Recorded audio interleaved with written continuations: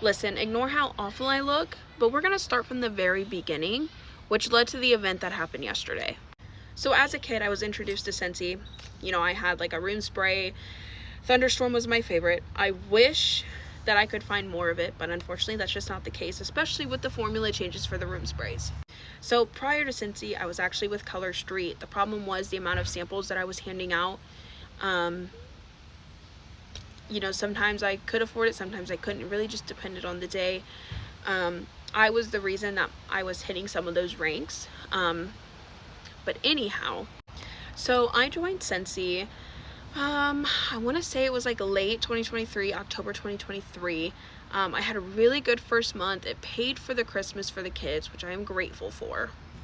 However, after that, I started to notice a decline in my sales. You know, I was watching trainings. I was attending trainings with my team if I could. If not, then I didn't. And then kind of like fast forward into 2024, I ended up pregnant. It took a lot of my energy. I was sick all the time, in and out of the ER.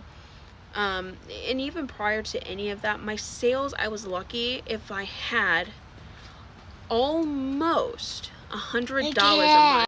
And then of course, listen, I'm trying to tell a story, okay?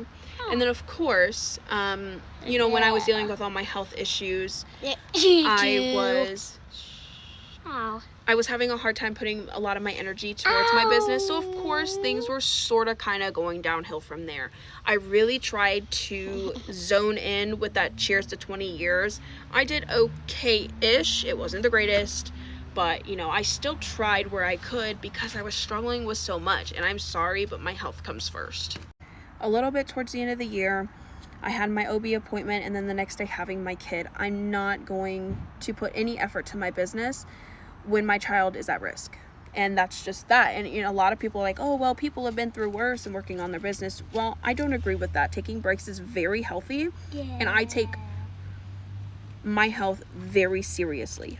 I had my baby January of 2025, okay? That next month, they announced the changes, and that's when I'm like, that's not gonna work for me. So the real thing that really irritated me, so when they made the changes to the 6-bar bundle, I was asking questions within the group that I was in, and I ended up getting removed. And if I have it, I'll put it in the video to show you what I was asking.